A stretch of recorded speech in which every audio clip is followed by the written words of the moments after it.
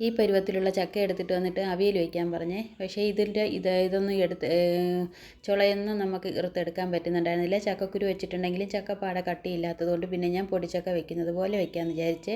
പിന്നെ വെള്ളം തിളച്ചപ്പോഴേക്ക് അരി അടുപ്പത്തോട്ടാക്കി. എനിക്ക് പച്ചവെള്ളത്തിൽ അരി ഇടുന്ന ഇഷ്ടമില്ല കേട്ടോ. അപ്പോൾ ഞാൻ തിളച്ചതിന് ശേഷമാണ് കുക്കറിലായാലും അരി ഇട്ട് കൊടുക്കുന്നത്.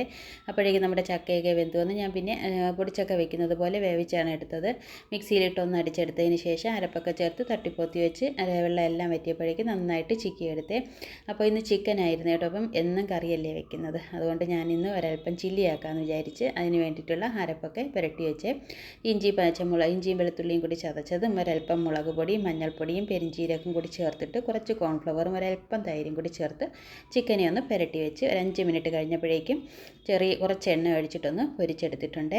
ചെറിയ രീതിയിലൊന്ന് പൊരിച്ചെടുത്തിട്ടുണ്ട്. ആ എണ്ണയിലേക്ക് തന്നെ നമ്മൾ ഇഞ്ചിയും പച്ചമുളകും വെളുത്തുള്ളിയും കൂടി ചതച്ചതിട്ടൊന്ന് മൂപ്പിച്ചതിന് ശേഷം 2 സവാള ഒന്ന് സ്ക്വയർ കഷ്ണങ്ങളായിട്ട് അരിഞ്ഞിട്ട് ഒന്ന് വഴറ്റി കൊടുക്കുന്നുണ്ട്.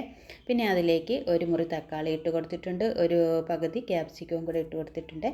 അതെല്ലാം കൂടെ ഒന്ന് വഴറ്റിയതിന് ശേഷം 4 പച്ചമുളകും കൂടി കീറിയിട്ട് കൊടുക്കുന്നുണ്ട്. പിന്നെ 1 സ്പൂൺ മുളക് പൊടിയും 1 സ്പൂൺ മഞ്ഞൾപ്പൊടിയും പെരിഞ്ചീരകപ്പൊടിയും എല്ലാം കൂടി ചേർത്തിട്ട് കുറച്ച് മല്ലിയിലയും കൂടി ചേർത്ത് പിന്നെ ടൊമാറ്റോ സോസും നമ്മുടെ സോയാ സോസും കൂടി ഒരൽപ്പച്ച ഒഴിച്ച് കൊടുത്തിട്ട് ചിക്കനും കൂടിയൊക്കെ ഇട്ട് നന്നായിട്ട് ഇളക്കി ഒരൽപ്പം ചൂടുവെള്ളവും കൂടെ ഒഴിച്ച് വെച്ച് കൊടുക്കുന്നുണ്ട് കേട്ടോ. അതെല്ലാം കൂടി നന്നായിട്ട് മിക്സ് ആയതിന് ശേഷം നല്ല തിളച്ച് വരുമ്പോഴേക്കും നല്ല ചില്ലി ചിക്കൻ നമുക്ക് റെഡിയായി കിട്ടേ.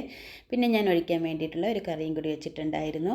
അപ്പം എല്ലാവരും വിചാരിക്കുന്നത് എന്താണ് ചക്കത്തോരനും ചില്ലി ചിക്കനോ എന്ന്. പക്ഷേ നല്ല ടേസ്റ്റ് ഉണ്ടായിരുന്നു കേട്ടോ. ചില സമയങ്ങളിൽ ഇങ്ങനെ കോമ്പിനേഷനൊന്നും ഇല്ലാത്ത രീതിയിലാണ് ഞാൻ കറികളൊക്കെ വെക്കുന്നത്, എന്നാലും നല്ല ടേസ്റ്റ് ഉണ്ടായിരുന്നു.